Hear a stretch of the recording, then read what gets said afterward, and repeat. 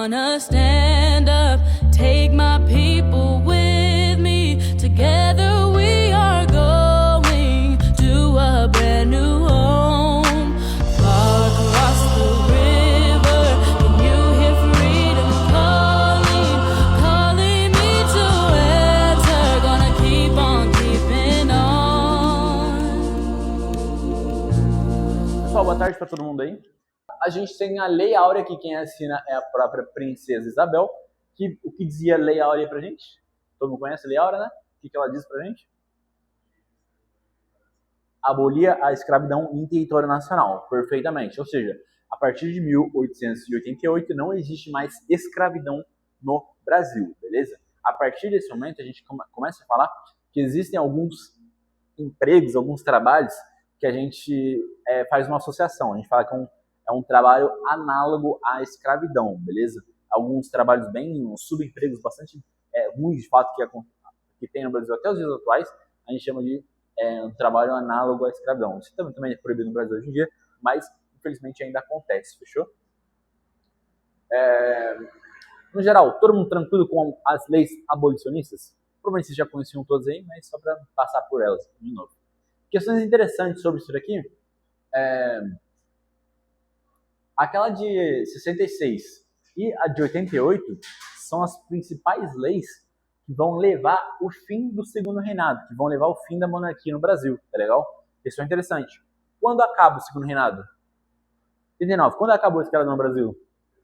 Pô, será que está relacionado? Com certeza está relacionado, beleza? Porque o que acontece? Já vou explicar isso daqui rapidamente. É um dos pontos que vai levar o Dom Pedro II perder apoio, principalmente apoio político, tá legal? Vamos lá. Os partidos políticos nesse momento, tanto liberal quanto conservador, eles são o que no geral? São donos de terra, eles são senhores de engenho, eles têm escravos. Todo mundo tranquilo, todo mundo sabe disso, né? Beleza. O que acontece se eu for lá e acabar com a escravidão no Brasil? Quem vai sair perdendo? Senhores de engenho que tem escravos. Só que nota, quem que são todos os políticos do Brasil?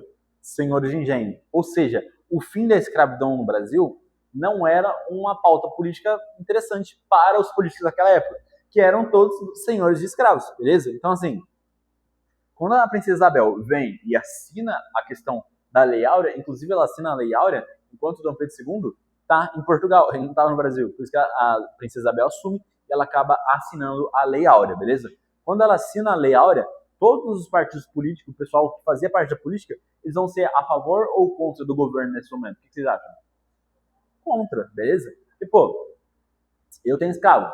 Aí a dona Isabel vai lá, assina uma lei para acabar com a escravidão no Brasil. Eu que saio perdendo, beleza? Então, assim, dessa forma, o império, a monarquia, ela vai perder o apoio político que ela tinha, tá legal?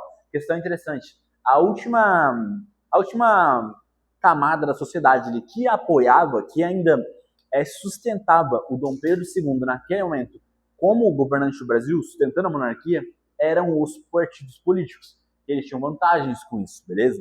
Porém, contudo, entretanto, no momento em que eles perdem o apoio dos políticos, que eram o último partido, era o último grupo ali que sustentava ele no governo, já não tem mais quem salve ele. Aí é questão de tempo até alguém tirar ele, beleza? Não à toa, um ano depois, em 1889, a gente tem o fim da monarquia no Brasil, a gente tem o golpe que tira o Dom Pedro II do Brasil, beleza? Todo mundo entende isso daí? Fechou? Ok. Os restantes pontos eu já vou explicando também durante que for aparecendo.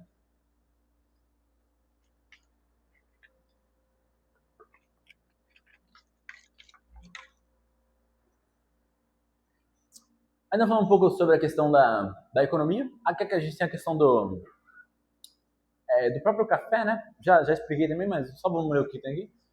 O café ele tem uma origem etíope e da Península Arábica, beleza? Então, assim, é muito comum você ouvir falar em café de torra arábica, não sei se já ouviram falar em geral, esse café mais gourmet que tem aí. Mas, enfim, é um produto dessas regiões aí que a gente importou para cá e começou a produzir aqui, que aqui a gente tem um bom, tanto um clima adequado quanto um solo bom para poder produzir o café, beleza? Então, ele surge como um grande produto do Brasil durante esse período aí, beleza? É... No geral, aí não nada demais pra gente. O crescimento da cultura do Vale do Paraíba, que eu já comentei também, e posteriormente, inclusive interessante, a gente começa a plantar primeiro aqui no Vale do Paraíba, posterior que a gente vai para o Oeste Paulista, e aí sim é onde o café explode, é onde a gente vai plantar muito café, beleza? No Oeste Paulista. Tem alguns pontinhos ali, fazenda disso, daquilo, nada de tão relevante. Um único ponto interessante aqui, referente ao café, é por que a gente começa a plantar o café? Perfeito. Geralmente um país agroexportador, um país que depende da questão da produção agrária, ele vai produzir o que os países mais desenvolvidos têm demanda, beleza? Que eles têm consumo que eles vão ir buscar, beleza? No caso, neste momento, entra o café, tá? É um produto que vai ser muito apreciado tanto na Europa quanto na América do Norte neste período. Então, acaba que a gente começa a produzir esse produto, dá bastante, o pessoal paga bem também, então, assim, tudo certo, beleza? A gente consegue plantar aqui e tem consumo, tem mercado para isso. Então, acabam escolhendo o café como o grande produto ali, beleza?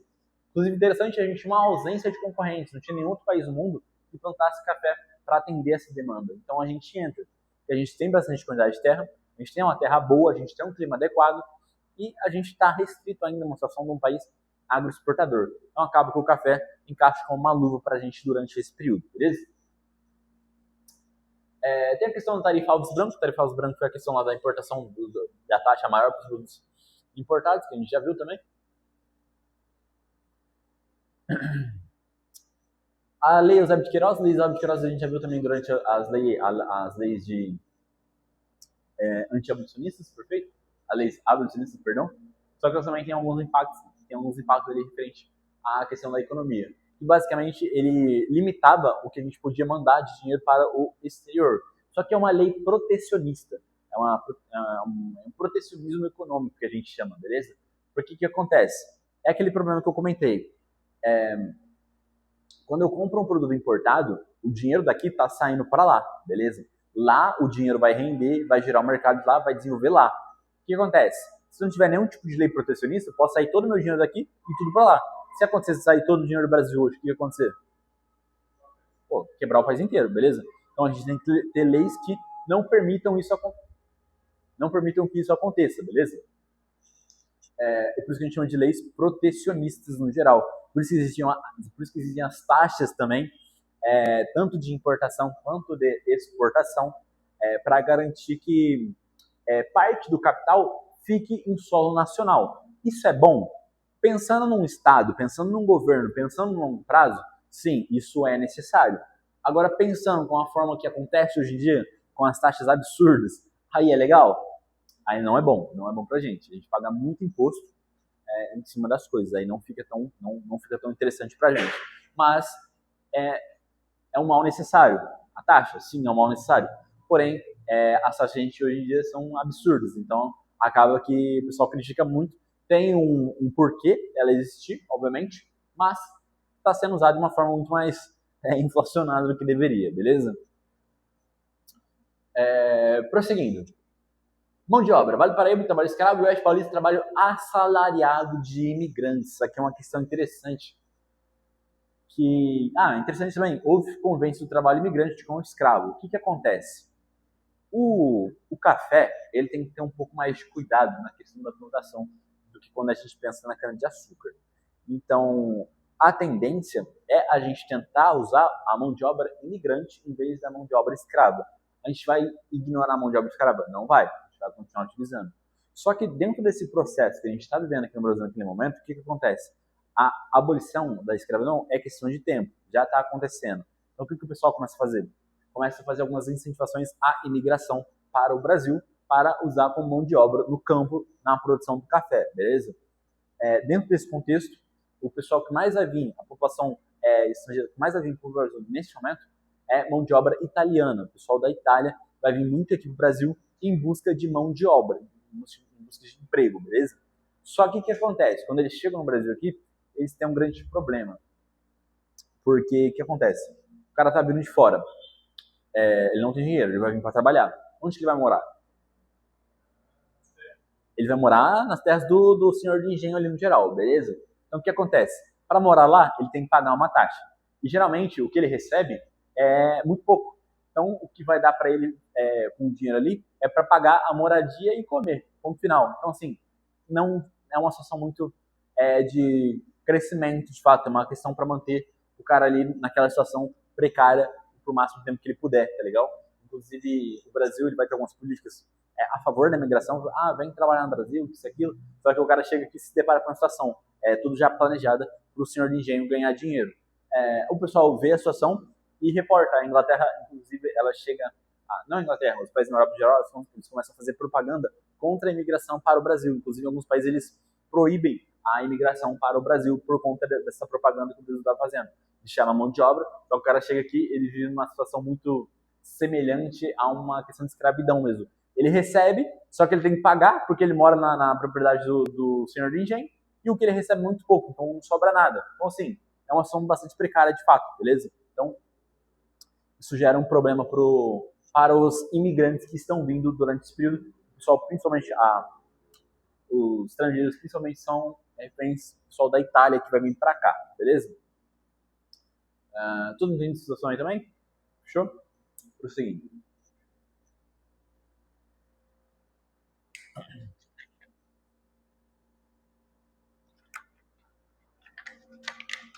A produção de café no Brasil, ela vai passar por algumas fases diferentes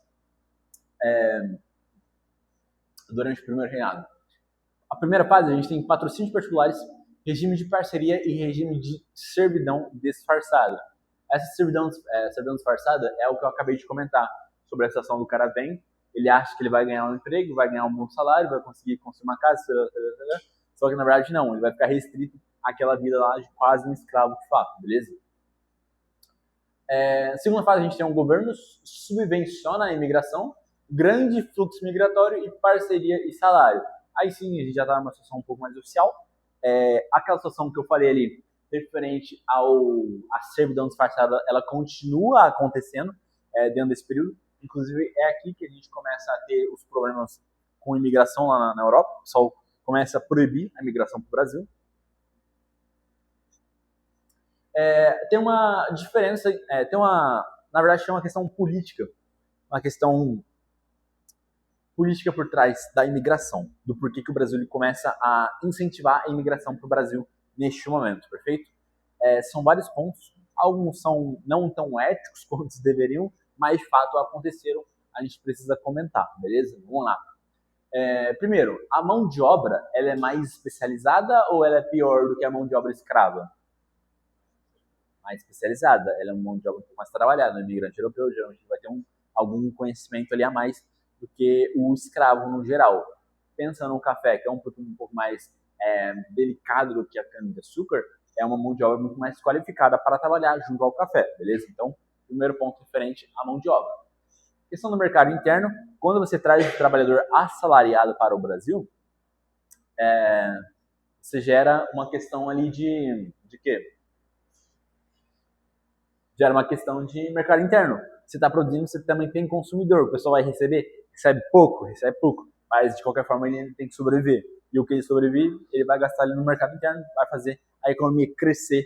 É pouco, mas cresce, beleza? Branqueamento da população. Aí aqui sim é um grande problema, um problema moral, um problema ético da sociedade. Infelizmente aconteceu, mas é o que temos, tá? Era uma tentativa do governo de embranquecer a sociedade. Dessa forma, ela vai lá na Europa, fala assim, vem aqui pro Brasil, que é da hora, dá pra vocês trabalhar, beleza? Aí o pessoal da Europa vem pra cá, beleza? Mas tinha essa intenção por trás ali do governo, beleza? Tem a questão do Bio Verdinho, que era a questão da pressão inglesa lá contra o tráfico transatlântico, que a gente já sabe. E por último, a questão das unificações europeias. Aqui tem italianos na hospedaria dos migrantes em São Paulo. Pessoal, como eu falei, a maior parte do pessoal que vai vir é pessoal da Itália, vai vir pra cá, beleza? Por isso que a gente vive achando aí sou descendente italiano. Beleza, todo mundo basicamente, então tanto faz. Prosseguindo aqui, economia. Consequências da cafeicultura, deslocamento do eixo econômico do Nordeste para o Sudeste. Porque no Brasil, durante muito tempo, o principal local de produção da questão econômica no Brasil era onde? Era no Nordeste por conta da cana-de-açúcar. Esse eixo ele muda temporariamente para o Sudeste durante a época da mineração, beleza? Do século do ouro no geral. Porém, contudo, entretanto, quando o século do ouro acaba, já volta para o Nordeste de novo, quando a gente plantava cana-de-açúcar, plantava algodão e tudo mais, beleza? Então, durante boa parte do tempo, a grande potência econômica do Brasil, de fato, era o Nordeste, tá? Por conta da plantação. Mas, com a vinda do café para o Brasil, a gente vai plantar o café no Sudeste, Vale Paulista, Vale Paraíba e Oeste Paulista, perfeito? Então, assim, o que acontece? O eixo econômico agora vem, de fato, para o Sudeste e vai se manter para o Sudeste até os dias atuais, beleza? Até os dias atuais, a grande potência econômica do Brasil ainda continua sendo a região Sudeste. São Paulo, Rio de Janeiro, Minas Gerais e Espírito Santo, beleza? Por mais que hoje em dia, questão mais geográfica, por mais que hoje em dia a maior parte das empresas estão imigrando para onde? Vocês sabem? Centro-Oeste, perfeitamente. Hoje em dia no Brasil, a região que mais se desenvolve é o Centro-Oeste, tá? Por que o pessoal tende a buscar o Centro-Oeste hoje? Então, no futuro, talvez lá seja a grande potência econômica, talvez. Mas o que a gente tem hoje em dia ainda é Sudeste, liderando no topo aí, tá? Por que o pessoal está preferindo para lá mesmo? Vocês lembram? Perfeitamente. Tem a questão do imposto, tem a questão da qualidade de vida. O Sudeste ele não foi desenvolvido de uma forma adequada. A gente teve uma urbanização, a gente teve uma industrialização acelerada. Então, assim, gera esses problemas urbanos, problemas de infraestrutura que a gente tem. Trânsito, falta de escola, falta de moradia, falta de emprego, falta de saúde, falta de educação. Tudo isso é problema da urbanização acelerada que o Brasil sofreu a partir de 1930, beleza? Porém, quando entretanto, no Centro-Oeste isso não aconteceu. O Centro-Oeste está se desenvolvendo agora de uma forma um pouco mais equilibrada do que aconteceu no Sudeste, como aconteceu no Rio de Janeiro, como aconteceu em São Paulo, tá legal? Então lá a gente acaba tendo uma qualidade de vida um pouco melhor do que na região Sudeste. A gente tem mais acesso à educação, tem mais acesso a mão de obra, a trabalho, tem mais acesso à saúde. A gente não tem tanta pessoa quanto tem em São Paulo, logo tem menos trânsito também. Então, assim, no geral, a qualidade de vida é um pouco melhor do que aqui na região do Sudeste, onde a gente mora, beleza? Todo mundo tranquilo com isso aí também? Fechou? Pô, é normal, se sair no horário de pico aí, com certeza você vai ficar parado na rua. Ele queda, beleza?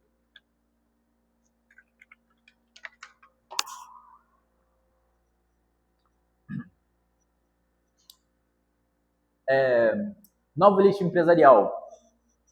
Com o café, surge uma nova elite, a elite do café, propriamente dito. Já teve a elite cafeeira, agora vai vir a elite do café. Inclusive, interessante, essa elite que vai se perpetuar no poder por muito tempo, tá? Até quando a gente chega lá em Getúlio Vargas. Depois de Getúlio Vargas, esses caras continuam tendo um papel importante na sociedade, continua. Só que aí eles ficam um pouco mais em segundo plano, a gente não vai ter mais sobre eles, a gente vai focar em outras situações, ainda mais com relação do surgimento da indústria no Brasil, tá? Mas até 1930 ele vai continuar sendo muito importante. Principalmente para o próximo período que a gente vai ver, a gente vai falar sobre o segundo reinado aqui hoje. Na próxima aula a gente veria a questão ali do República Velha, né? República Antiga, que é de 1889 até 1930, tá? Então a gente vai ver todo esse período aí, República da Espada, República do Café com Leite, e aí sim a gente fala muito desse pessoal aqui, essa nova elite empresarial, que é a elite cafeeira que vai surgir no Brasil durante esse período, fechou? Deslocamento de uma sociedade escravista para uma sociedade não escravista, passa a ser uma mão de obra assalariada. O café é onde vai acontecer essa transição da mão de obra escrava para a mão de obra assalariada, tá legal?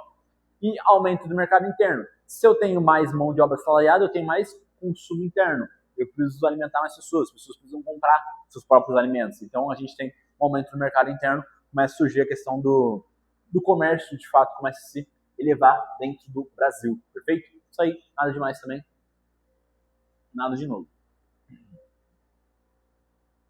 No setor industrial, isso aqui é uma questão interessante. Quando a gente pensa em indústria no Brasil, você pensa logo em quem? Getúlio Vargas, todo mundo, certo?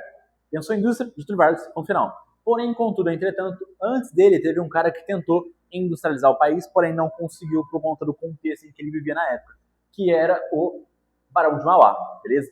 Barão de Mauá foi um cara que tentou industrializar o país, infelizmente não conseguiu e ficou mais para frente aí, mas ele é um cara que tentou aí, de fato, durante um segundo reinado, beleza?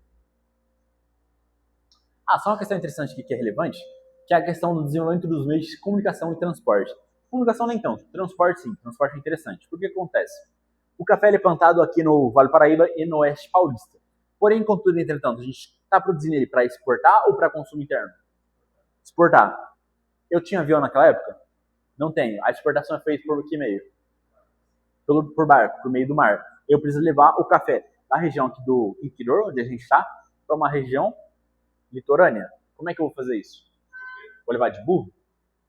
Vou levar de carroça? Vou levar por meio de ferrovia, perfeitamente. Aqui a gente começa a implantação das ferrovias no Brasil, tá legal? Inclusive, a maior parte das ferrovias que a gente tem até hoje em dia são dessa época aqui, tá legal? A gente não desenvolveu muito mais depois disso, tá? O que acontece? Geralmente, essas ferrovias vão partir de um ponto ali de onde a gente tem a produção desses produtos, por exemplo, o café aqui no Vale do Paraíba, vai colocar a ferrovia indo em direção ao litoral para poder fazer o escoamento desses produtos, tá legal? Todo mundo tranquilo? Fechou? Ok.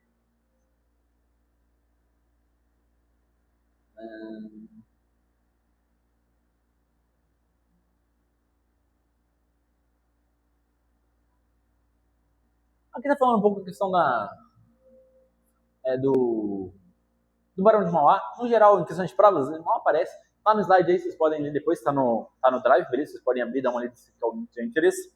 Uma questão interessante que eu quero falar aqui é referente ao surto da borracha, ou era da borracha, mas que acontece de 1870 a 1910, na região norte, em frente à questão do látex, beleza? Que vai acontecer aqui no Brasil, lá na Amazônia, principalmente.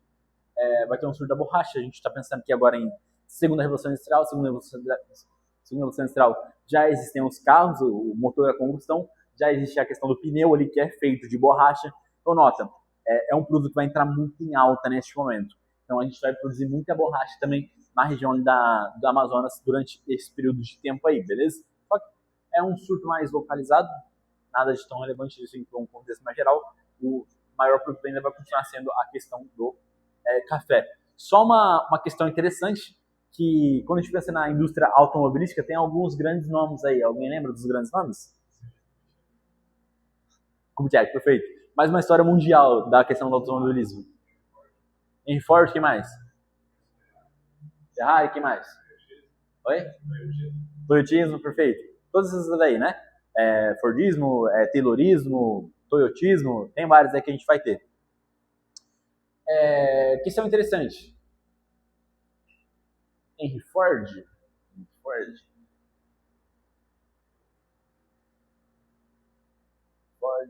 Não é Fordland. Algum desses grandes empresários, eu não vou lembrar exatamente agora o nome do cara, já eu lembro. Ele vai construir uma cidade na região da Amazônia para o pessoal extrair a matéria-prima. Só que tem um grande problema. Esse cara ele vai pegar trabalhadores dos Estados Unidos e vai pegar esses caras para vir morar na Amazônia do Brasil. Você acha que esses caras vão aguentar ficar lá? Não vão, tá legal? Essa cidade Fordland, o nome da cidade. O Ford, o Henry Ford, não sei se, acho que é Henry Ford é o nome dele. Ele era uma grande automobilística, então ele, vou monopolizar a produção de borracha, que é o que eu uso nos pneus. Então ele vem e cria a Fordland aqui no Brasil, na região da Amazônia, para produzir a borracha. Só que ele pega a mão de obra americana e traz para cá. Esse pessoal não vai aguentar ficar no Brasil. Um calor infernal. Mora na floresta amazônica. Meio de bicho lá que tem. O pessoal não aguentou muito tempo. Acabou que faliu a Fordland, beleza? Mas só interessante aí, só para vocês saberem que já existia uma Fordland no Brasil. Uma cidade feita por americanos no Brasil, beleza? Mas faliu, não deu muito tempo.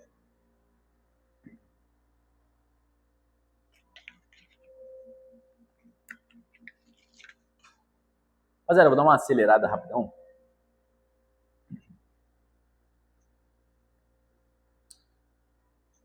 Vamos lá. Referências política externa, que a gente vai ter a questão Christie. A questão Christie é um rompimento de relações entre Inglaterra e Brasil. Isso vai acontecer por conta de um pequeno incidente que aconteceu no Brasil. Alguns marinheiros ingleses vão tirar um problema e vão acabar sendo presos no Brasil. Os ingleses não vão gostar, vão pedir eles de volta, aí beleza, a gente vai se esforçar, vamos mandar eles de volta, só que isso vai gerar uma quebra de relação entre Brasil e Inglaterra. Só que vai durar um curto período de tempo, depois a gente já volta a ter as relações comerciais normalmente, beleza?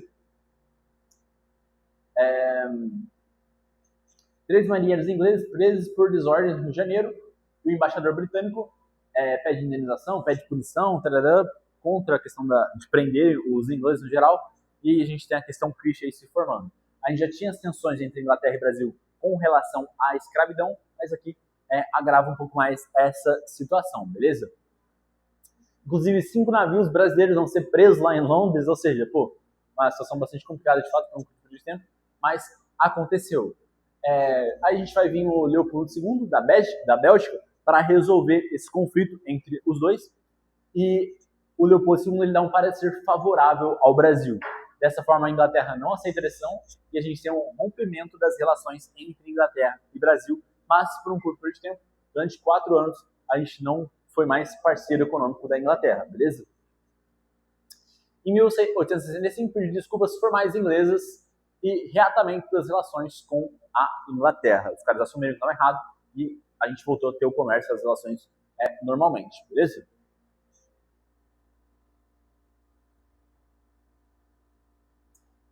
Pois é, agora a questão interessante, a gente tem as questões referentes a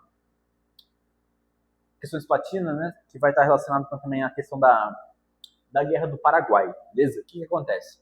A gente vai ter ação expansionista do Brasil na região do Prata, envolvendo campanhas militares. O Brasil exerce influência no Uruguai através do Partido Colorado. Vai ter um conflito no Uruguai, que a gente conhece como Guerra de Oribe Rosas, tá legal? O Brasil vai tentar influenciar nessa guerra para ganhar território na região do Uruguai. Porém, enquanto a gente vai perder esse conflito. Esse conflito não vai dar em nada pra gente, mas existe essa guerra de Oribe Rosas. Não vou entrar em muitos detalhes aqui agora, porque a gente está com o tempo meio apertado para terminar a aula. Então, prosseguindo. Guerra do Paraguai. Aí sim é um momento muito mais importante do Brasil. É a primeira grande guerra que o Brasil participa, tá legal? Inclusive, é o maior conflito que já aconteceu na região da América do Sul é a Guerra do Paraguai, tá legal? Rapidamente, um básico contexto do que aconteceu na Guerra do Paraguai. Paraguai contra 3 países. Quais países? Uruguai, Argentina e Brasil. Perfeito. São 3 países contra o Paraguai. Pergunto para vocês, quem vai ganhar essa guerra? Paraguai ou a gente? A gente, não tem como. É 3 países contra 1, beleza? Ainda mais quando a gente coloca a Inglaterra na conta. A Inglaterra vai fornecer armamento pra gente. Então, assim, não tinha como o Paraguai ganhar, de fato, esta guerra, beleza? Questões interessantes pra gente que o Duque de Caxias, ele vai ser um dos líderes responsáveis por uma das vitórias que a gente vai ter durante essa guerra. Ele não vai ser o responsável por capturar o presidente lá do Paraguai, mas ele vai ser um dos responsáveis por algumas vitórias muito importantes que vai levar o sucesso da Guerra do Paraguai pra gente, beleza?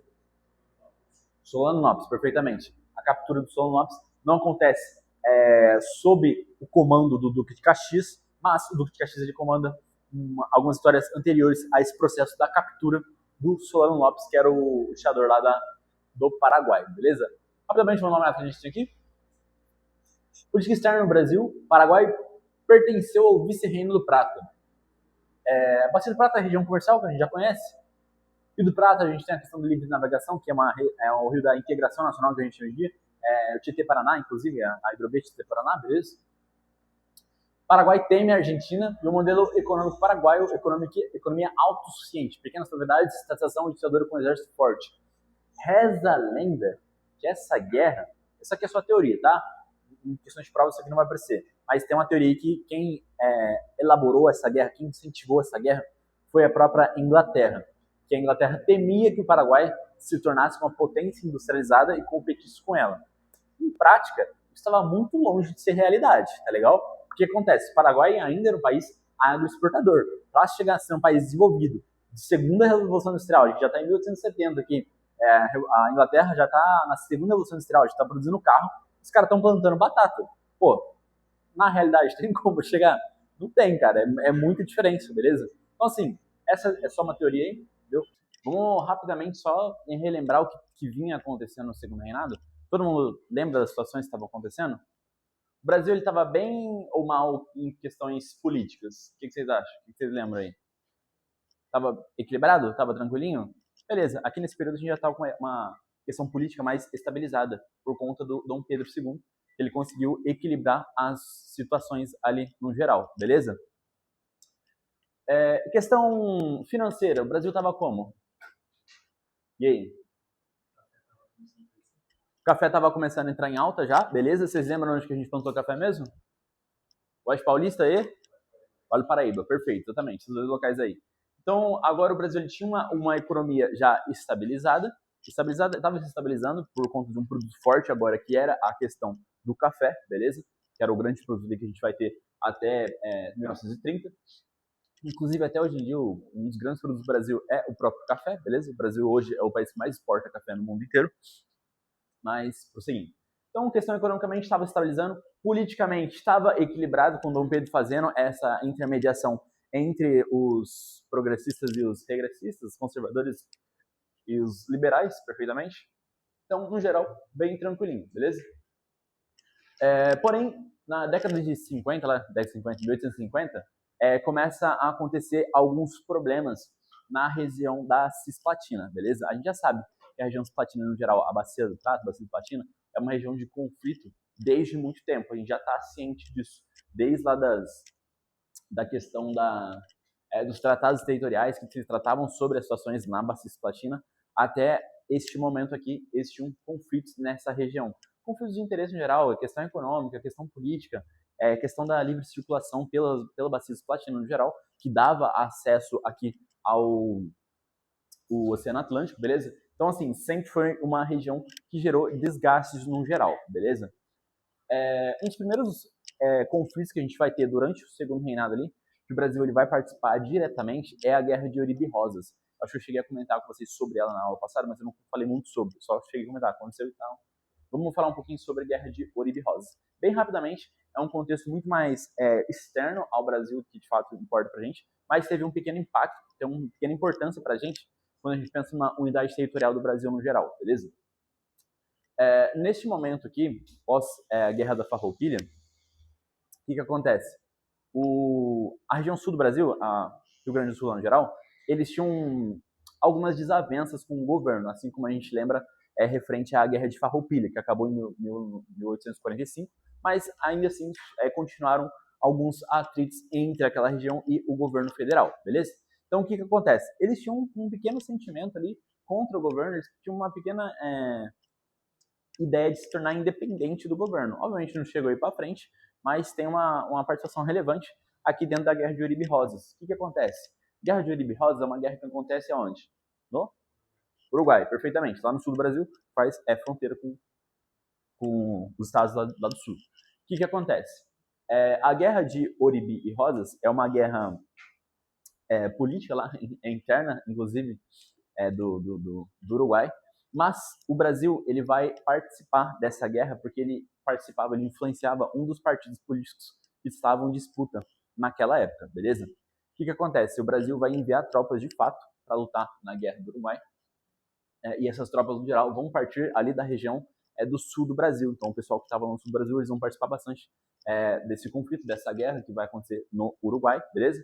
Dessa forma a gente vai conseguir enaltecer um espírito um pouco de nacionalidade, um pouco de patriotismo do pessoal lá da região sul. E dessa forma a gente consegue garantir a anexação, garantir a continuidade deles como parte territorial do Brasil, beleza? Então a gente tem essa pequena importância aí quando a gente pensa na Guerra de Oribe Rosas, é uma questão muito mais externa no Brasil de fato, tem nem porque a gente entrar em muitos detalhes sobre Oribe Rosas, mas tem esse detalhe, o Brasil participa, o Brasil envia tropas, principalmente para as fronteiras aqui do sul do Brasil, para lutar contra o pessoal lá de Oribe Rosas, beleza?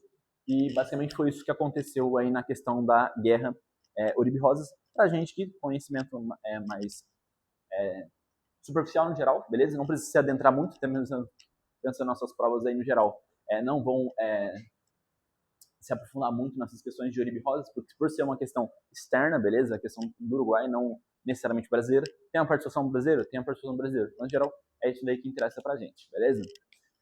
No segundo momento, a gente chega na questão da Guerra do Paraguai. Todo mundo já ouviu falar em Guerra do Paraguai, certo? É a maior guerra que a gente já teve aqui na América do Sul, sim ou não? Sim, perfeitamente. A maior guerra que aconteceu na região aqui da América do Sul foi a Guerra do Paraguai. Questões interessantes sobre a Guerra do Paraguai. Quem começa a Guerra do Paraguai? Alguém sabe? Alguém tem alguma ideia? Para o Paraguai, beleza? A gente já vai tentar entender todas as situações que vão acontecer durante a Guerra do Paraguai. E aí sim, a Guerra do Paraguai é muito mais importante para a gente, muito mais relevante para a nossa história, para questões de provas também, muito mais interessante do que Oribe Rosas. Aí sim, eu vou dar um pouco mais de ênfase aqui na nossa Guerra do Paraguai. O que acontece? Pós Oribe Rosas, ficou um conflito ainda político para decidir quem ia se tornar presidente e tudo mais. É questão política de fato, é partido brigando para a eleição, beleza? Basicamente é isso. Tinha um partido que chamava os Blancos e os outros são chamados de Colorados, tá legal? O que acontece? O Brasil, neste momento, ele vai estar, no pós-Oribe Rosas, ele vai apoiar os Colorados, beleza? Então, fiquem atentos. Eles vão apoiar os Colorados. E a Argentina, que o presidente nessa época era o Mitre, ele também apoia os Colorados, ok? Só que tem um grande problema. Vai ter eleição no Uruguai, Brasil apoia Colorado, Argentina apoia Colorado. O Paraguai, ele vai apoiar quem? Colorado ou os Blancos? Ele vai apoiar os Blancos. Então, o que acontece? Somando toda a questão de conflito, toda a questão de interesse na região cisplatina já no geral, que já era conflituosa entre esses 4 países, soma-se essa situação da eleição que ia acontecer na região do Uruguai, tá legal? O que acontece? Brasil e Argentina são aliados dos Colorados, enquanto o Paraguai é aliado dos Blancos, beleza? O que acontece? Em determinado período de tempo, as relações entre Brasil e Paraguai, elas ficam um pouco desgastadas, principalmente por conta dessa questão da eleição lá no Uruguai, beleza? Então, o que acontece? Rompe as ligações entre Paraguai e Brasil, fechou? Os paraguaios não invadem o Brasil por enquanto. O que acontece? O Brasil, ele acaba invadindo o Uruguai e ajuda, auxilia a questão dos Colorados na questão da eleição. Lá eles invadem, de fato, que estava tendo conflito, beleza? Estava tendo uma guerra, de fato, política, uma guerra civil dentro do Uruguai, de novo, nesse período. O Brasil ele vai entrar no Uruguai, ele vai invadir o Uruguai e vai auxiliar os Colorados nessa guerra. A Argentina vai ficar meio que neutra nesse momento, a gente sabe que a Argentina, ela apoia os Colorados, mas ela não vai entrar, de fato, nesse conflito. Só que acontece, quando o Brasil entra e invade o Uruguai, quem que vai vir socorrer os Blancos no Uruguai? O Paraguai, beleza? Exatamente. O Paraguai ele vai querer vir ajudar os Blancos no Uruguai. Só que tem um grande problema. Como é que eu faço para sair do Paraguai e chegar no Uruguai? Eu tenho que atravessar a Argentina, perfeitamente. E aí tem um grande problema. A Argentina é aliada dos Blancos ou dos Colorados? Colorados. Então o que acontece? O Paraguai ele pede permissão para o Mitre, que era o presidente da Argentina, para passar por um dos portos da Argentina, para poder enviar as tropas dele para o Uruguai lutar ao lado dos Blancos contra os Colorados e brasileiros. Mas o presidente Mitre ele não permite que o Paraguai ele passe, que ele utilize dos portos argentinos ali para poder participar deste conflito. Dessa forma, o que acontece? O Paraguai acaba invadindo a Argentina para poder forçar a passagem pela aquela região. Só que o que acontece? Nessa época, quem que era o presidente do Paraguai? Você sabe o nome do cara? Solano Lopes, perfeito. Solano Lopes era o ditador lá do Paraguai. Ele tinha algumas ideias um pouco malucas, um pouco fora da curva, a gente já vai chegar nesses pontos interessantes. Mas o que acontece? Solano Lopes ele manda invadir a Argentina. Dessa forma, o Paraguai entra em guerra contra quem? Contra a Argentina, beleza? Não à toa, ele queria também invadir o Uruguai para lutar aos lados do Blancos. Dessa forma, ele acaba lutando contra a Argentina, contra o Brasil, que apoia os Colorados, e o Paraguai ele luta ao lado dos Blancos, perfeito? Então, o que acontece? Neste contexto que está se formando, o Paraguai ele vai acabar lutando contra 3 países. Quais países? Brasil, Uruguai e Argentina, beleza? Então vai ficar essa guerra entre esses 4 países aí, e os 3 contra o Paraguai, tá legal? Porque o Paraguai ele tinha o auxílio do Partido Blanco. Só que o Partido Blanco ele vai acabar perdendo o conflito dentro do Uruguai por conta das tropas, tanto dos Colorados quanto dos brasileiros, que vão tomar o controle do Uruguai. Dessa forma, as tropas dos Blancos, que eram teoricamente aliados do Paraguai, não vão ter força para auxiliar o Paraguai durante a guerra, tá legal?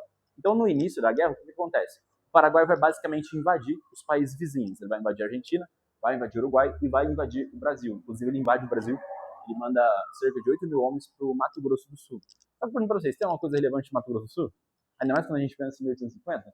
Então, ok, invadiram, beleza, meio que saiu de graça, porque, pô, não tinha muita gente lá, não tinha muita coisa lá também, então, assim, o governo não deu muita atenção para essa primeira invasão dentro ali do Mato Grosso do Sul, tá legal? A gente tem uma guerra entre Paraguai, Argentina, Uruguai e Brasil, beleza? Paraguai contra esses 3 países, beleza? No primeiro momento, o Paraguai vai fazer ofensivas contra esses países vizinhos. Porém, contudo, entretanto, essas ofensivas não vão ser tão efetivas com relação ao que vai acontecer no futuro, beleza? O que acontece?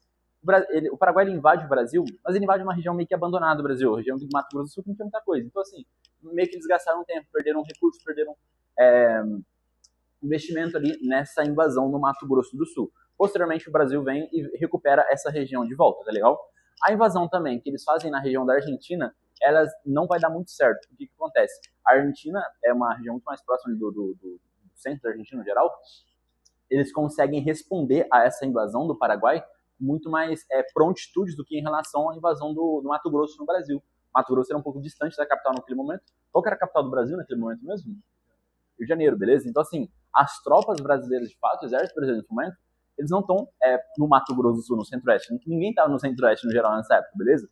Então, o que acontece? Para a gente responder esse ataque, vai demorar um pouco mais. Então, assim, a gente responde, obviamente, a gente retoma a região do Mato Grosso do Sul, só que com um pouco mais de tempo aí. Diferente do que acontece na Argentina. Quando eles invadem a Argentina, o exército argentino, eles já respondem quase que de prontidão ali, tá legal? Então, essa invasão na Argentina também não vai ficar muito boa para o Paraguai, beleza? Então, o que acontece? A única passagem para o Paraguai entre os outros países aqui e para o Oceano Atlântico no geral é a Bacia Cisplatina, que neste momento é dominada pela Tríplice Aliança, beleza? Tanto o Brasil, quanto o Uruguai, quanto a Argentina, tá? Tem umas batalhas importantes que vão acontecer dentro da Guerra do Paraguai. Uma das mais relevantes para a gente no primeiro contexto é a Batalha de Riachuelo, beleza? Por que essa batalha é importante?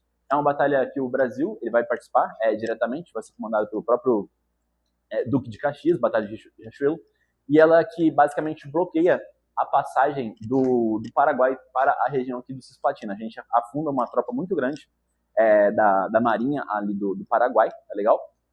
E dessa forma a gente consegue prender o Paraguai, não prender diretamente, tipo bloquear o acesso do Paraguai à Bacia Cisplatina, tá legal? Então eles vão ficar restritos agora ao território paraguaio. A partir do momento que a gente consegue vencer a Batalha de Riachuelo, uma batalha muito importante, o Paraguai ele vai ficar contido no próprio país. Eles não vão começar a invadir mais restantes, eles vão ficar contidos no próprio país. Só que tem um grande problema. Os outros países vão deixar isso barato? Não vai. E agora a gente vai começar a invadir o Paraguai de volta, tá legal? Tanto a Argentina, o Uruguai, quanto o Brasil vão continuar invadindo o Paraguai, tá legal? Questões interessantes sobre a Guerra do Paraguai, no geral, é um exército ali de 3 países, tá legal? Brasil, Uruguai e Argentina. Só que a gente vai ter uma liderança única, sim ou não? Pô, são tropas de 3 países, tá legal? A liderança dos exércitos ali da Tríplice Aliança, neste momento, ela é meio desequilibrada. Então, tipo, uma hora vai estar um, outra hora vai estar outro. Uma hora é o Duque de Caxias, que vai estar liderando as tropas, outra hora é o Mitre da Argentina, outra hora é um cara lá do Uruguai, beleza? Então, assim, a questão da liderança da Guerra do Paraguai, ela não tem uma figura fixa, não tem um nome só, tá? Mas lembrem do Duque de Caxias, pode lembrar do Mitre também, que é o presidente da Argentina nesse momento, beleza? Então, assim, são nomes importantes pra gente ficar atentos aí quando a gente pensar aqui na questão da Guerra do Paraguai, beleza? Posterior a esse momento, aí é só a questão de tempo até a gente pegar o Solano Lopes e acabar com a Guerra do Paraguai, beleza?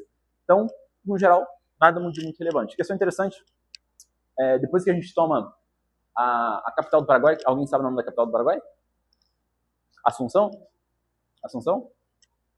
Assunção, beleza? Quando a gente toma Assunção, o que acontece? As tropas brasileiras, Assunção é tomada por um comandante brasileiro, beleza? A gente toma Assunção e a gente dá meio que encerrada as tropas brasileiras. O Duque de Caxias, ele dá como encerrado a Guerra do Paraguai. Porém, contudo, entretanto, as outras lideranças não aceitavam o fim da guerra naquele momento, porque o Solano Lopes ainda não tinha sido capturado, beleza?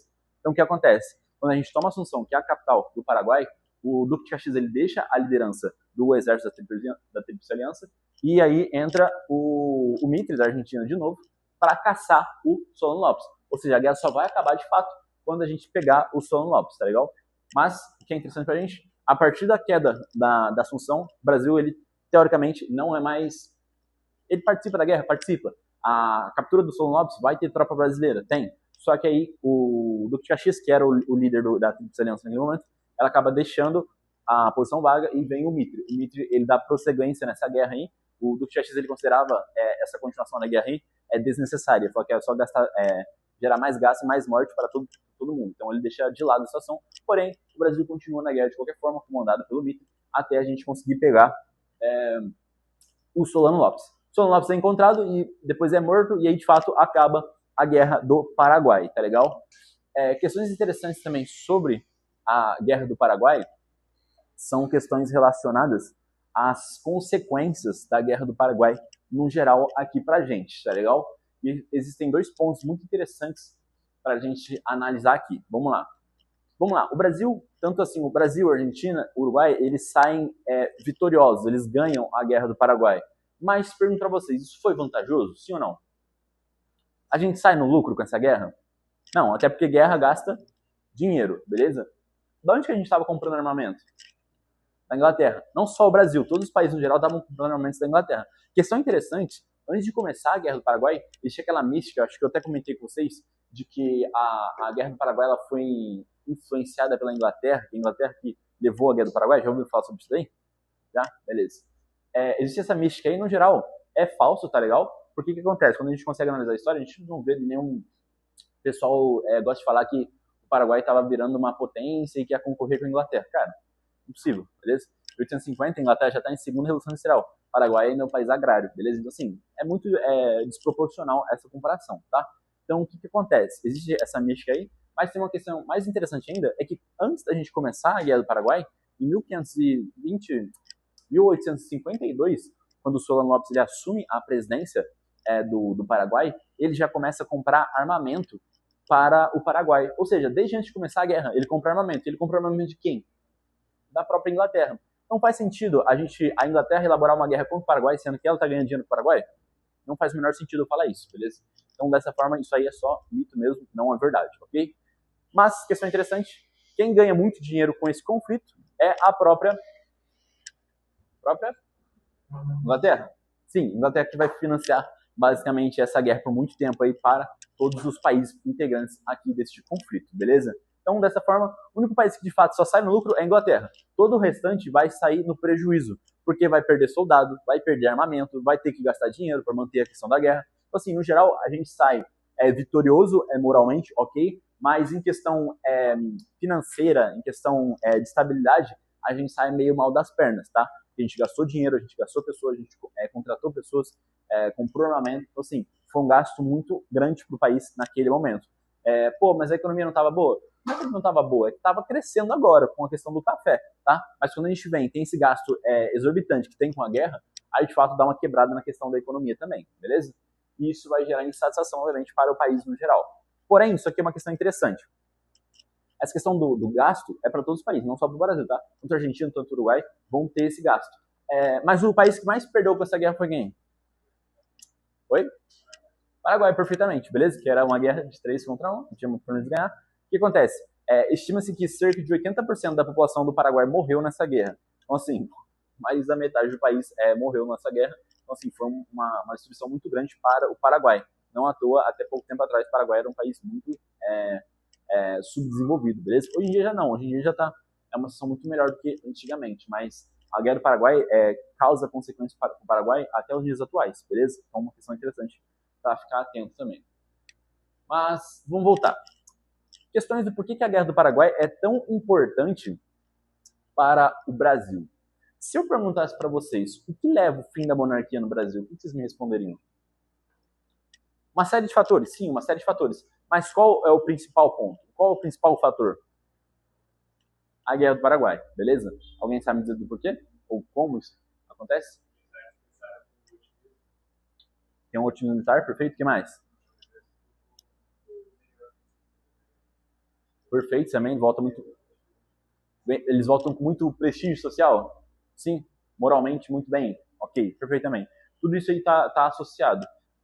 Não somente isso, adicionando, quem vai fazer o golpe para tirar o Dom Pedro II? O próprio exército também, beleza? Então, nota, quem vai tomar a frente nesse momento republicano é o exército, beleza? Então, assim, esse exército que veio fortalecido da Guerra do Paraguai. Então, quando a gente sai da Guerra do Paraguai, por mais que a gente tenha perdido na parte econômica no geral, a gente sai com um exército muito fortalecido, fechou? Então, quando a gente pensa na questão da República do Brasil, um dos principais fatores, um dos mais importantes e fundamentais para o começo da República no Brasil e fim da monarquia é a questão da Guerra do Paraguai, tá legal? Então, fiquem atentos com isso daí, fechou?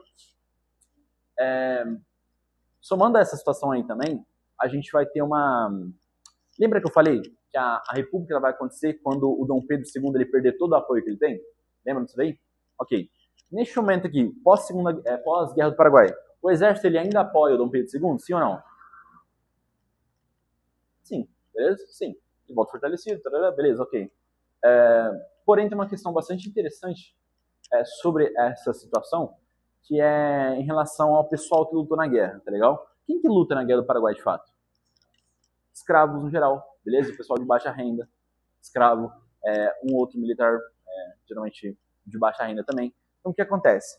Quando esses caras eles voltam da Guerra do Paraguai, é prometido para eles uma liberdade, é prometido para eles um salário, é prometido uma melhor condição de vida no geral. Só que o que acontece de fato? Quando o cara volta da guerra, ele volta à mesma situação anterior, ele volta como escravo. Então, tipo, ele sai do Brasil para lutar pelo Brasil, atendendo a promessa que se ele voltar vivo, ele vai ser livre, ele não vai ser mais escravo. Quando ele volta ao Brasil, o que acontece? Ele é escravizado de novo, tá legal? Isso gera uma insatisfação dentro do exército contra a questão da escravidão e contra o Dom Pedro II, beleza? Esse é o ponto de fim da ligação entre exército e entre Dom Pedro II. Quando o Dom Pedro II ele não dá o que de fato foi prometido para essas pessoas no geral, que no caso aqui seria somente o fim da escravidão, beleza? Então o que acontece? Dessa forma, com o passar do tempo, o pessoal do exército começa a ver, pô, a gente foi, lutou,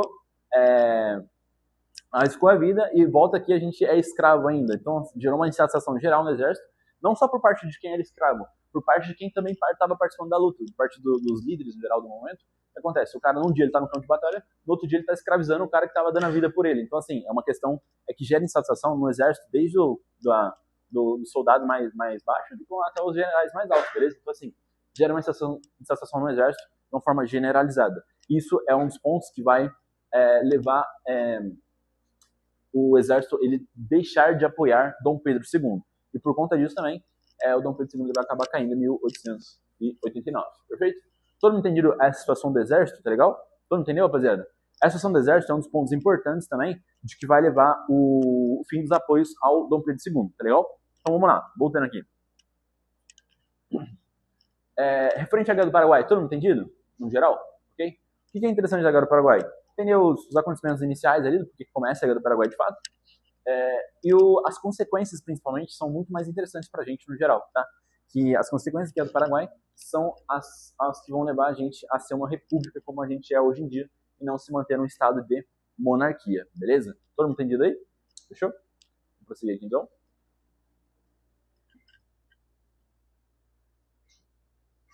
Aqui tem algumas questões sobre os fatores ali do começo da Guerra do Paraguai. Questões no geral que eu já comentei, questões muito mais relacionadas ao contexto de Cisplatina, que a gente já conhece desde o passado. A região da Cisplatina sempre foi uma região de interesse, uma região de conflito para todos os países aqui da América do Sul. Aí tem política externa agressiva do Brasil, que é relacionado quando a gente invade o Uruguai para auxiliar os colorados na questão da guerra civil que ela tem lá dentro. Bacia do Prata, região de comércio e integração comercial do Rio do Prata, questão que a gente já conhece também, muito relevante para a gente já está ciente. Não é coisa nova para a gente também, nada de novo também. Então, sim, no geral, coisa que a gente já conhece, tá? Tem algumas imagens aqui referente à Segunda Guerra. Interessante, tem o Dom Pedro II ali de com farda, só que o Dom Pedro ele nunca sai de Rio de Janeiro. Então, assim, ele nem chega perto da guerra, ele escreve a questão ele vai escrever um hino, o hino do... Pô, esqueci o nome do hino. Não, já lembro o nome do hino, mas ele escreve o nome do hino para o do exército, chamando o pessoal para luta, para lutar pelo Brasil, mas ele mesmo estava onde? Estava de boa lá no Rio de Janeiro, bem longe da guerra, beleza? Bem tranquilo, bem de boa, tá? Tem a Batalha de Riachuelo, que eu já comentei, batalha importante que o Brasil participa e acaba derrotando a frota naval do Paraguai. Ah, também tem esse ponto aqui que eu comentei do Solon Lopes, ele tem algumas ideias um pouco tortas da cabeça, beleza? O que acontece? Quando o Paraguai ele começa a perder a guerra, ele começa a entrar em desespero. Dessa forma, ele faz o quê? Ele começa a mandar todo mundo para a guerra. Ele manda homem, ele manda mulher, ele manda criança, qualquer pessoa que ele vê na frente dele, ele manda para a guerra, beleza? Para lutar pelo Paraguai. Obviamente, isso aqui não vai dar muito certo. Só mandar uma criança para uma guerra não tem como, beleza? E por conta disso, quando acaba a guerra, 80% da população do Paraguai foi morta por conta disso aqui. Ele manda basicamente todo mundo para a guerra, beleza? O país inteiro para a guerra. Fechou?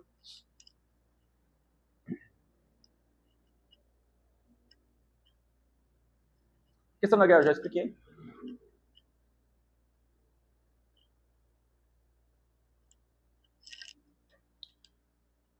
Consequências aqui, já comentei também, mas vamos bater os fatores aqui que a gente tem.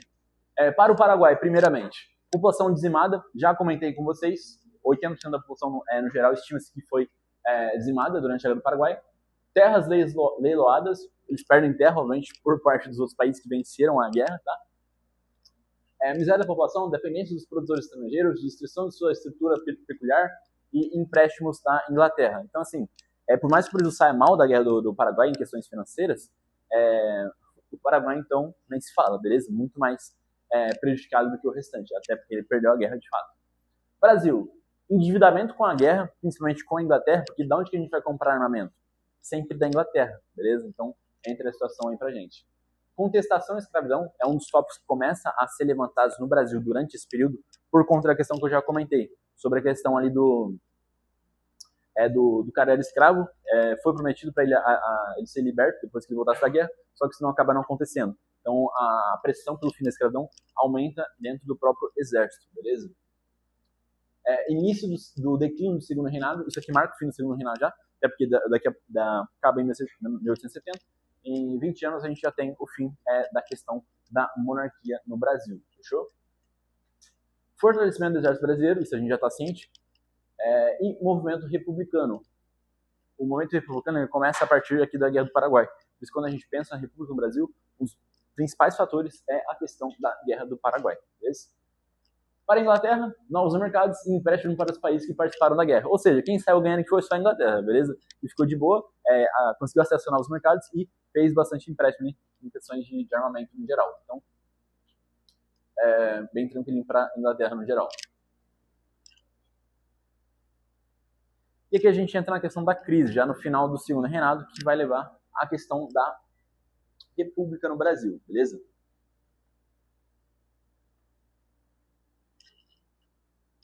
Primeiramente, fatores estruturais do Brasil no geral, isso aqui já estava incomodando o pessoal há muito tempo, tá? Essas questões da estrutura do Brasil, fundiária, exportadora, tudo mais, escravista no geral, isso já incomodava a situação, a sociedade no geral, desde muito tempo, beleza? Então, assim, isso aí só vai somando aos fatores que a gente já conhece. A Constituição de 24, que era uma Constituição autoritária, tinha a questão do Senado vitalício, centralismo monárquico, tudo isso colaborava com uma questão de uma ditadura, um autoritarismo por parte de Dom Pedro II, e obviamente todo mundo já sabe, quando a gente tem uma questão de ditadura, uma questão de autoritarismo, geralmente isso desagrada a grande parte da população, e é basicamente isso que acontece de fato, beleza? A própria questão do voto censitário, o que era voto censitário mesmo, vocês lembram? Quem tem dinheiro para votar, ou seja, é uma democracia, mas não é, porque só vota quem tem dinheiro, beleza? Então não faz muito sentido. A questão da união Estado e Igreja também gera um problema para a gente no futuro, uma questão bastante interessante, que no Brasil, durante esse momento, a gente tinha um Estado unificado, com a Igreja e o Estado, beleza? Então, a religião oficial do Brasil era o catolicismo, era de fato ligado na questão da Constituição, na questão da política. Porém, contudo, entretanto, Dom Pedro II, ele vai ter um pequeno problema, um pequeno conflito com o Papa daquela época, beleza? O que acontece? Vou explicar rapidamente essa questão católica que acontece, essa questão religiosa que vai acontecer de fato. Que é uma das questões também que vai levar o fim ali dos apoios que o Dom Pedro II tinha. Até esse momento ele tinha apoio da igreja. A partir desse momento, desse conflito religioso que vai acontecer, ele vai perder o apoio também da parte da igreja, da questão da religião ali. Então, assim, pouquinho em pouquinho ele só vai perdendo mais e mais apoio, até que de fato ninguém mais apoia ele e ele, de fato ele acaba caindo, beleza? Então, rapidamente a questão da religião. Dom Pedro II, ele era católico? Sim, só que ele também era o quê? Maçônico, beleza? Entre o Papa Novo naquela época, e ele proíbe qualquer pessoa da maçonaria de participar de cultos religiosos cristãos no geral, beleza? Católico no geral. E isso vai gerar, obviamente, um conflito com o Dom Pedro II, que ele era também cristão e maçônico, beleza? Então, o que acontece? Ele vai e ordena uma lei para os papas aqui no geral, aqui no Brasil, para os papas no Brasil não, para os padres do Brasil no geral, que eles só iriam obedecer às leis do Papa caso Dom Pedro II permitisse. Pergunto para vocês, uma questão religiosa, quem que é a figura máxima, a ordem máxima? É o Papa. Aí chega o Dom Pedro II e fala assim, não, a sua figura máxima agora sou eu. E você vai ficar feliz com a situação? Não vai, beleza? Você tá negando basicamente sua figura máxima ali, tá? É basicamente isso que vai acontecer durante esse período no Brasil, tá? Então, dessa forma, a parcela religiosa do Brasil, influente também em questões não só de religião, questão intelectual também bastante relevante, sempre aparece na história aí alguns papas, alguns padres envolto ali com conflitos, envolto em revoltas e revoluções que acontecem durante o Brasil. Então, dessa forma, o Dom Pedro acaba perdendo o apoio da parte religiosa do país, beleza? Todo mundo entendeu essa questão religiosa aí? De fato, aconteceu também, interessante. O que mais? Novos grupos econômicos são basicamente os grupos, os barões do café agora que vão surgir, né? O pessoal não está satisfeito com a situação anterior, que ainda beneficiava muito a questão do açúcar. Pressões externas e internas para o fim da escravidão. Quais são as internas? Por parte do exército. E externa? Inglaterra. Ponto final. Perfeito. Crescimento do trabalho assalariado e crescimento da classe média. Isso é interessante também aqui. Tem aquela situação que eu já comentei com vocês sobre a imigração europeia aqui para o Brasil para participar do cultivo do café no geral. Isso aumenta a questão do trabalho assalariado e aumenta a insatisfação ainda mais com o governo em questões no gerais ali. Quem sai de um país europeu ali com uma questão política um pouco mais estabelecida, vem para o Brasil com uma questão um pouco mais precária e aí, de fato vai gerar uma situação de conflito ali, de atrito, beleza?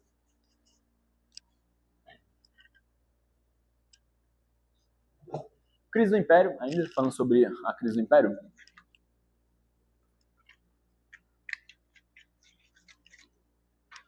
A gente já está ciente da questão do exército, sim, beleza? Está ciente da questão religiosa, beleza?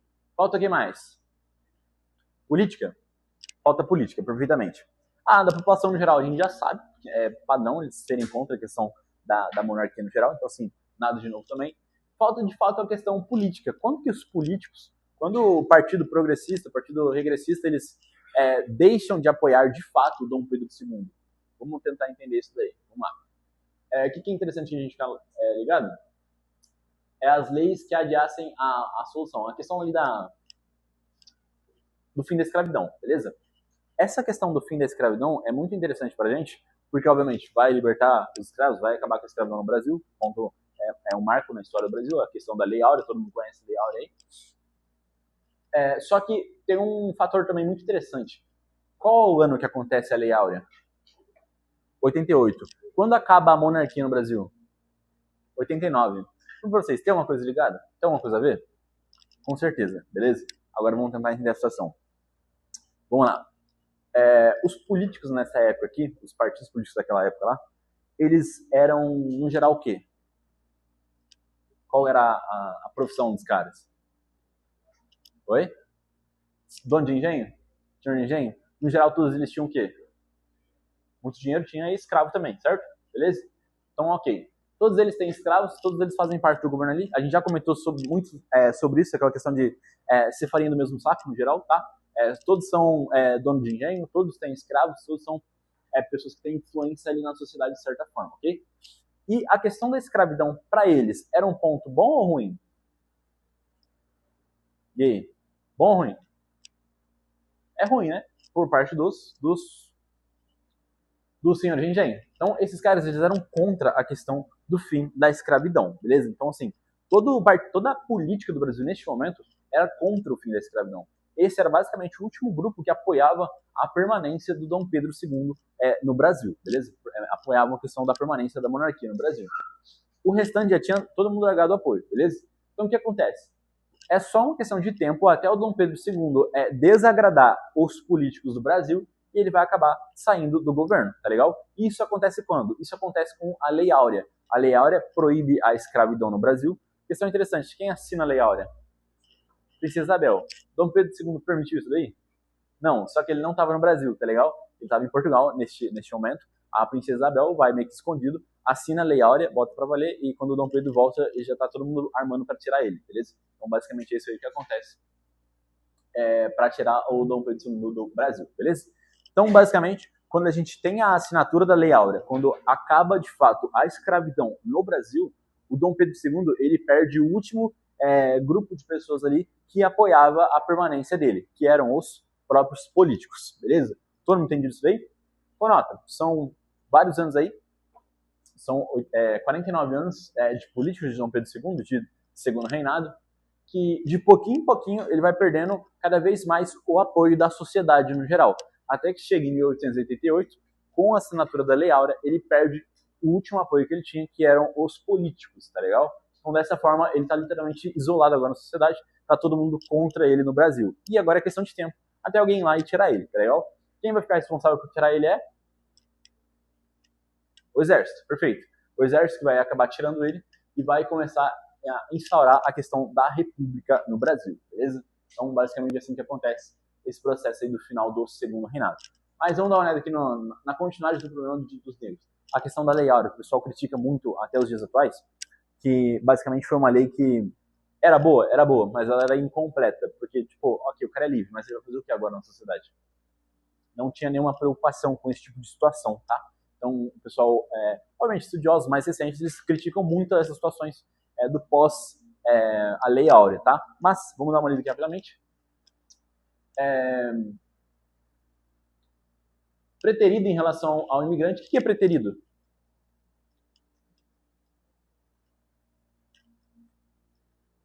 Eu sei que é preferido. E preterida? Seria não desejado? Seria certo eu falar essa frase? O imigrante é preferido em relação ao escravo? Sim ou não? Sim, perfeito? Então, ele tem quando a gente acaba com o fim da escravidão, o pessoal vai preferir empregar quem? O imigrante italiano que está vindo ou o ex-escravo? O imigrante, beleza? Então, dessa forma, eles vão ficar meio que marginalizados na sociedade no geral. Poucas oportunidades de trabalho para esse mesmo pessoal que acabou de sair da escravidão. Desigualdade social, salários baixíssimos, preconceito e a formação dos guetos que a gente conhece, que são os subúrbios ali, no geral, os cantos, né? Como é que chama? Enfim. Os subúrbios da cidade de fato, beleza? As periferias no geral da cidade, beleza? Vão se formar aqui nesse período. Inclusive, as favelas no Rio de Janeiro começam a se formar durante esse período aqui também, tá legal? O pessoal sai lá do centro do Rio de Janeiro e começa a ir para a periferia da cidade, começa a formar os morros ali no geral, fechou? Então, fiquem cientes disso aí também. Tudo isso aí vai gerar a questão da crise do Império, que a gente já está ciente.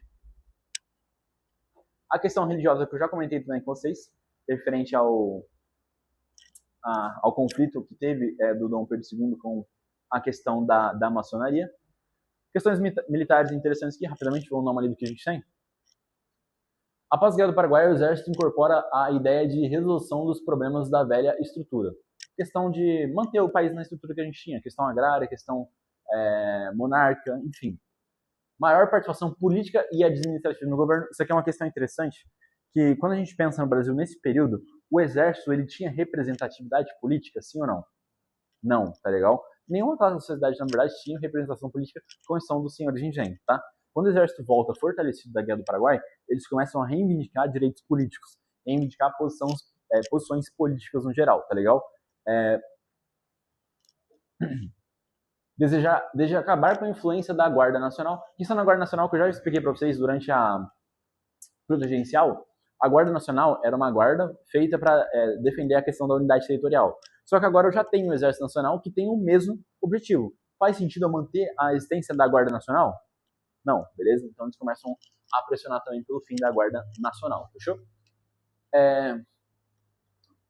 Tem alguns conflitos que vão acontecer aqui referentes a essa situação também, que é a queda do ministro Zacarias, que era basicamente o Duque de Caxias, tá legal?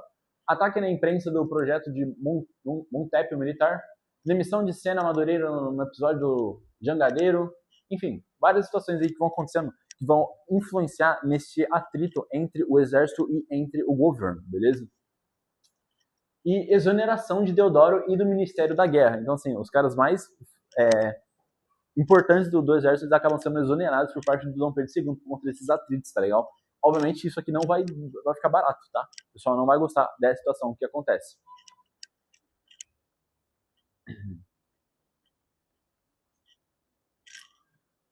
Crise política, questão de sucessão do trono. Aqui não tem muito interessante pra gente, não. Vamos só prosseguir, né?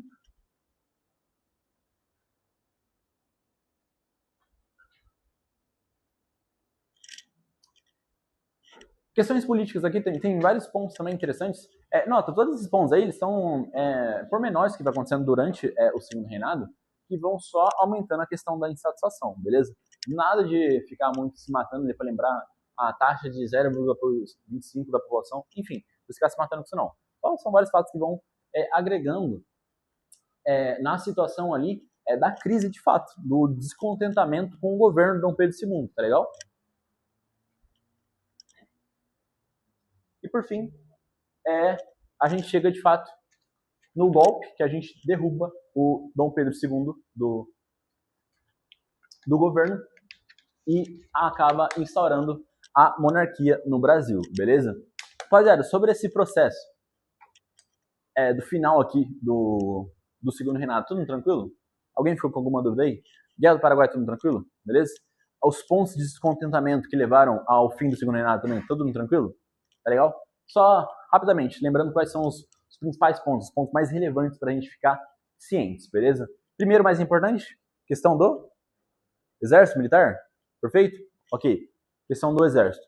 Segundo, a questão política, tá legal? Quando assina a Lei Áurea, ele perde todo o apoio político que ele tinha. Em terceiro lugar, a gente pode colocar o quê? O descontentamento da igreja? Ok, pode colocar também o quê? O descontentamento da sociedade no geral, tá legal? Então, assim, vários pontos de fato. Questão econômica também não estava muito legal para os novos cafeicultores no geral, beleza? Eles não tinham tantos privilégios políticos quanto o pessoal do açúcar tinha. Então, assim, várias situações que vão só se agregando contra o Dom Pedro II. Então, ele conseguiu manter os dois partidos políticos em equilíbrio por bastante tempo, só que ele, ao mesmo tempo que ele faz isso, ele esquece todo o restante da sociedade, tá? O restante da sociedade fica totalmente marginalizada em relação ao governo central, tá legal? Então, obviamente uma questão de tempo até isso aí dar problema, beleza? E acaba em 1889, quando a gente tem um golpe militar, de fato, que destitui a questão da monarquia. Golpe, quando a gente pensa em golpe, é uma questão que não é constitucional, beleza? Ou seja, chegaram lá à força, basicamente, tiraram o Dom Pedro II e instauraram a questão da república no Brasil. E aí a gente começa o próximo período, que é a situação do período republicano, né? Da República Velha também, como pode chamar. Inclusive, República Velha é uma forma um pouco pejorativa, que o pessoal fala. Então, não é tão normal a gente ver esse nome, República Velha. Mas existe também, não muda muita coisa. E na próxima aula agora a gente já fala dessa período da República Antiga, República Velha. A Primeira República, que o pessoal costuma falar mais, é Primeira República, não República Velha. Mas os dois nomes pra gente servem de qualquer forma aí, beleza? Todo mundo tranquilo com a situação toda do segundo reinado, rapaziada? Todo mundo de boa? Show? Então, beleza, bora. Próxima aula.